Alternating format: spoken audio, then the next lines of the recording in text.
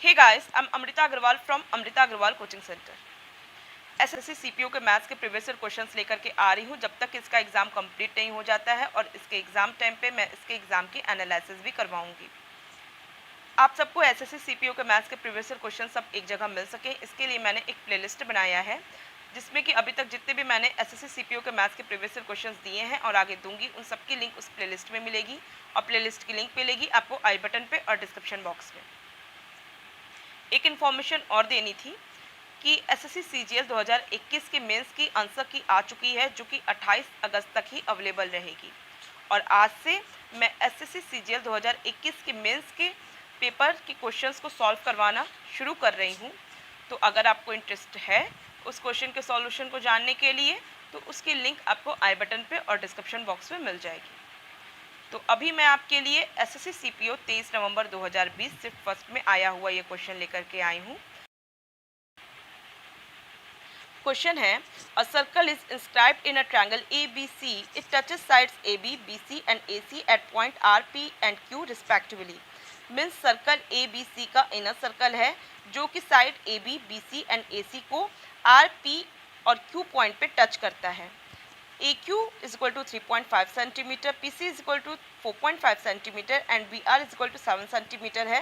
Then the perimeter of the triangle, आपसे triangle की perimeter पूछा है। देखिए, आपको वर्टेक्स और टच पॉइंट के बीच की दूरी 3.5, 4.5 और 7 सेंटीमीटर दे के रखा है, और आपसे पेरीमीटर पूछ रहा है ट्रायंगल का। तो आपको करना सिर्फ ये चाहिए कि इन तीनों को ऐड करें और 2 से कर दें इसे मल्टीप्लाई। तीनों को ऐड करेंगे मुझे मिलेगा 15, और 15 को 2 से मल्टीप्लाई करेंगे तो मुझे मिलेगा 30। इसकी वैल्यू 30 होगी। ये कैसे मैंने निकाला उसका तरीका मैं बताती हूँ। बहुत सिंपल क्वेश्चन है और अभी मैं आपको एक्सप्लेन करूँगी तो आपके दिमाग में अच्छे से ये पॉइंट बैठ भी जाएगा। आपको पता होगा कि किसी भी सर्कल में, सर्कल के बाहर अगर कोई पॉइंट हो तो उससे एक तो सिर्फ 2 ही टेंजेंट बनते हैं। दूसरा, ये जो दोनों टेंजेंट होते हैं वो दोनों होते हैं आपस में बराबर। इसका अगर प्रूफ करना चाहेंगे तो आप सेंटर पेयर से ये परपेंडिकुलर होता है और आप इस तरीके से दोनों ट्रायंगल को कॉन्ग्रुएंट प्रूफ करा देंगे, क्योंकि ये आपका कॉमन साइड हो गया, ये परपेंडिकुलर हो गया और ये दोनों रेडियस है, इस वजह से ये दोनों कॉन्ग्रुएंट हो जाते हैं और कॉन्ग्रुएंट होने की वजह से ये दोनों टेंजेंट्स होते हैं आपस में बराबर। क्लियर है? तो जब आपको ये क्लियर समझ में आ चुका है कि किसी भी सर्कल में, सर्कल से बाहर किसी पॉइंट में जो 2 टेंजेंट बनते हैं, 2 से ज़्यादा नहीं बन सकते हैं, ये दोनों टेंजेंट आपस में बराबर होते हैं। तो आपको यहाँ पे क्वेश्चन क्या कहा है?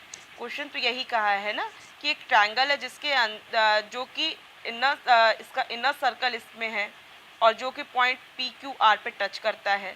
इसका मतलब कि जो वर्टेक्स है ट्रायंगल की, ये वर्टेक्स इसके टच पॉइंट से ये क्या है? ये टेंजेंट ही तो है। ये और ये क्या हुआ? ये टेंजेंट है, ये टेंजेंट है, तो ये दोनों साइड आपस में बराबर हुई। इसी तरीके से ये दोनों साइड भी आपस में बराबर हो गई और ये दोनों साइड भी आपस में बराबर हो गई। आपको क्या कह रहा है? आपको वर्टेक्स और टेंजेंट के आपको वर्टेक्स और टच पॉइंट के बीच की दूरी ही तो दे रहा है।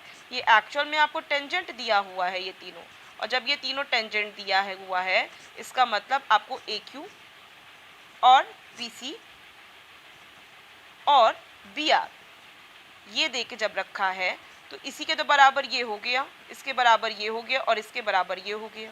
इसका मतलब आपको क्या कर देना चाहिए? आपको इन तीनों को ऐड कर देना चाहिए और तीनों को ऐड करके उसको डबल कर देना चाहिए, और डबल करके जो वैल्यू आएगी वही इसका पेरीमीटर होगा, क्योंकि ट्रायंगल का पेरीमीटर क्या होता है? तीनों साइड्स का एडिशन होता है। अब आपको सारे पॉइंट्स क्लियर समझ में आ गए होंगे।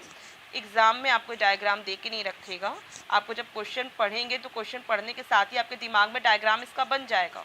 और जब आपको ये बोला है वर्टेक्स से और टच पॉइंट के बीच की दूरी जब आपको दे दिया है, तो आप इसी से समझ जाइए कि आपको इस तरीके से 3 ये दे करके रखा है और आपसे पूरा पैरामीटर पूछ रहा है, तो आपको इन तीनों को ऐड करना है और तीनों को ऐड करके उसे कर देना है डबल, दैट्स इट।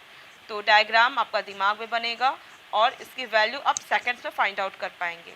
और काफ़ी इंपॉर्टेंट क्वेश्चन है, ना कि सिर्फ एसएससी सीपीओ के लिए इम्पॉर्टेंट है। आज मैं इसके मेंस के भी क्वेश्चंस को सॉल्व करवा रही हूँ, तो इसी पे बेस्ड मेंस के क्वेश्चंस को भी मैं भी सॉल्व करवाऊँगी। तो आप देखिएगा कि इस टाइप के क्वेश्चन बहुत ज़्यादा एसएससी आपसे पूछता है।